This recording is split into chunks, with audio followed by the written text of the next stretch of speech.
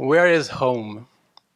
Vulnerable children ask me to talk about things that I've learned in my trip in Singapore and India. And this is one of the things that I've learned. I've learned where is home. I've been struggling my whole adult life with this question. I always felt like a drop of oil on top of a bucket of water, always floating around, unable to blend in. And this feeling got more intensified once I got into my 30s because now a lot of my friends had settled down. So they had kids and houses and steady jobs, and I had none of that.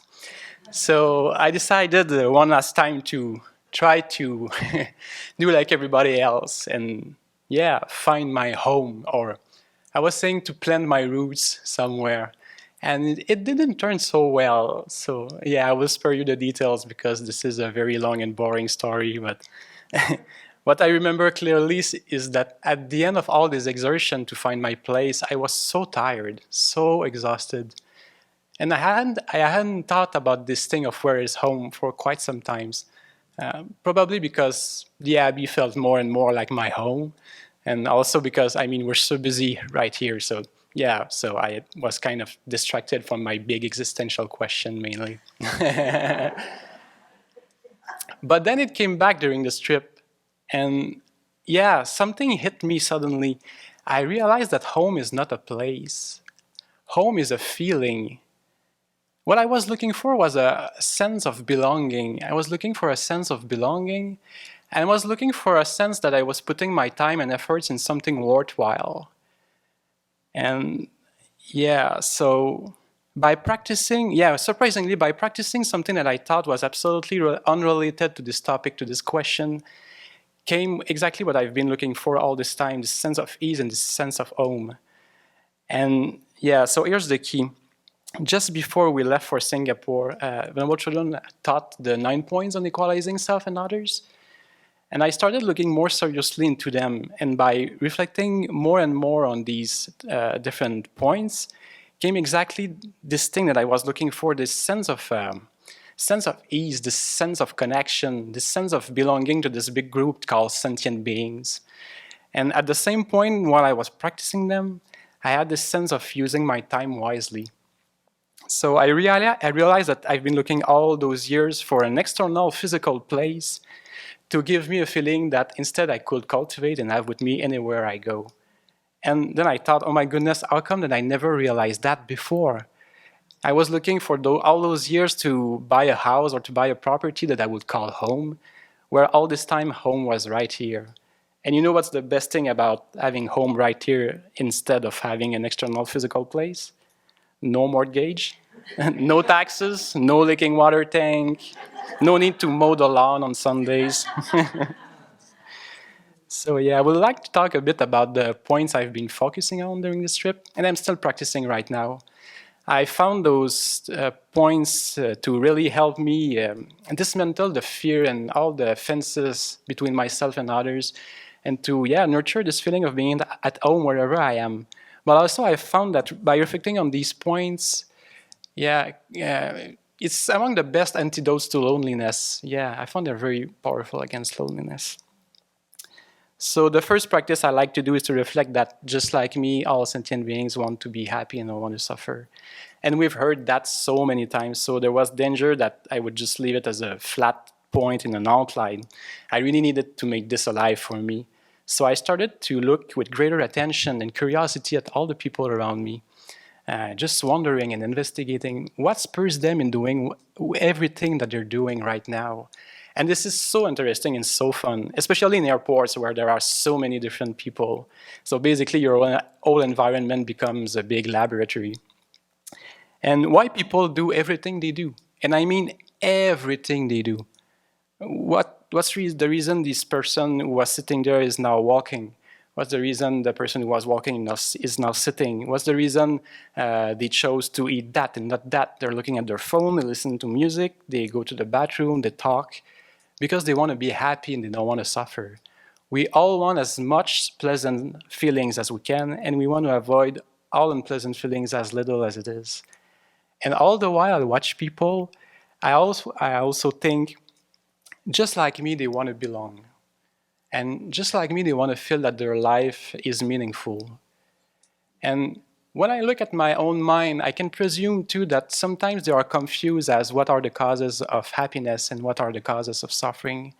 And they keep doing those things that bring them pain. And they keep doing those things that bring them pain because just like me, they are still under the influence of their self-centered mind and their afflictions, attachment, ignorance, anger, arrogance, and so forth.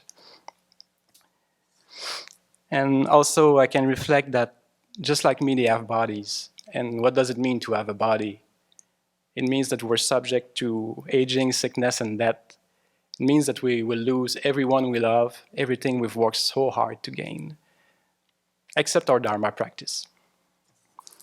And from there is a good place to jump to another point of contemplation, which is since we're all going to die, there is no point in discriminating and holding grudges. But because I want you to have lunch, I won't get into this point now. But yeah, I would add to this point too, since we're all going to die, there's no need in making big things of everything. But this is my personal point. Another point of the practice is to remember that all sentient beings have been, are, and will be kind to us. So all these people that I call others, they are all the people growing my food, transporting the food that I eat, cooking it. They are the people making sure that the internet and the electricity is running. They're the people making sure that the roads are in good shape. They're the people who design and produce the iPhone and the application I was using in Singapore, trying not to get lost while taking the train. They're the people who studied so hard to work in hospitals and clinics, helping me soothe the aches and pains of this body. And they're the people who taught me everything, how to walk, talk, read, write, count, to be polite and function well in society. And if I'm not moved by that, I can recall all the people I know working in these different fields. For example, I've worked on farms, and this is a very tough life, very tough life. I know from direct experience. I also worked in aluminum smelters for a while, and you have no idea what people are going through so that Venerable Tsotriem can have aluminum pens to put her pumpkin pies in. Yeah, this is tough jobs, really tough jobs. And aluminum smelters especially, they are dangerous jobs, and yeah, very hard for the health in the long term. I also played with the point on looking at how we label things. The instructions are more specifically about how the I doesn't inherently exist, and how there's no inherently friend, enemy, and stranger, and how all those labels changes constantly. But then it sparked a reflection in myself that I could use this labeling at my advantage. And this is something I do now. Whenever I enter a space and things are going fast, this is kind of my quick draw tool.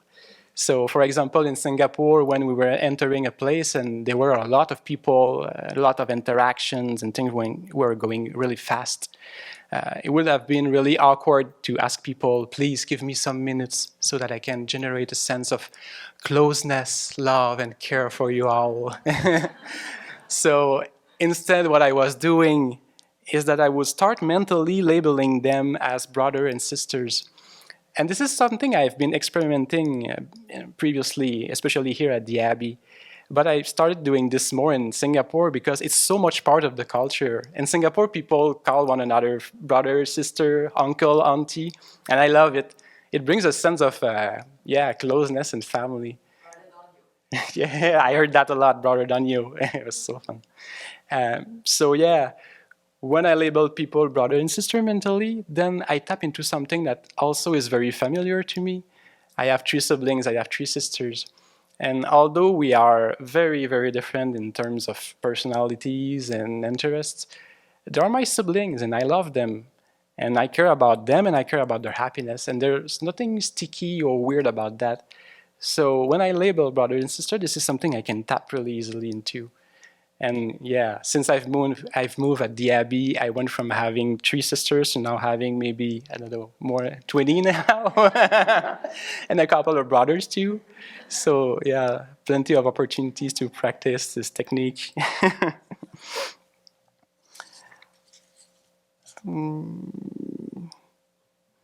Yeah. Also, as we were moving a lot during this trip, I became intrigued by something that I noticed in public transports and in airports.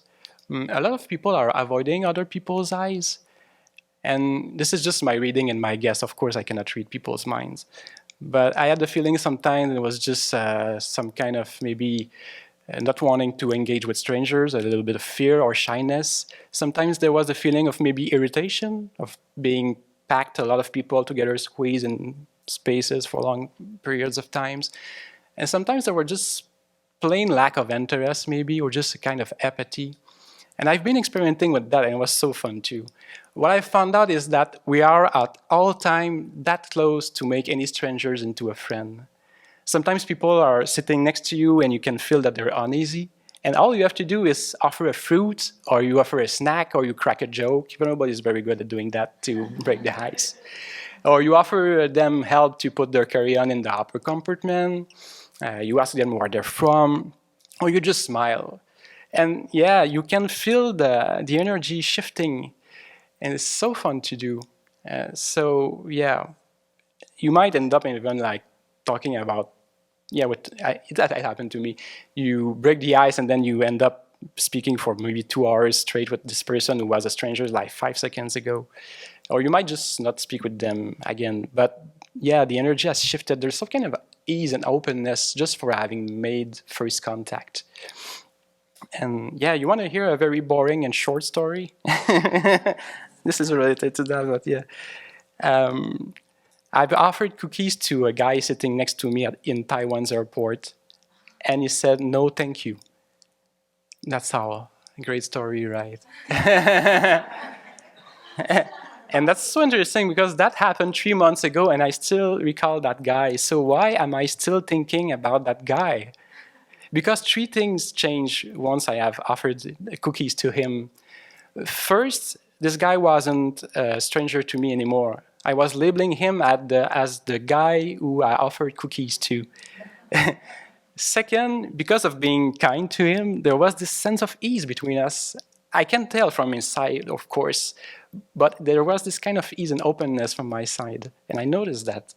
And third, this guy was very kind to me. And why is that so? Because he made me have more cookies for myself.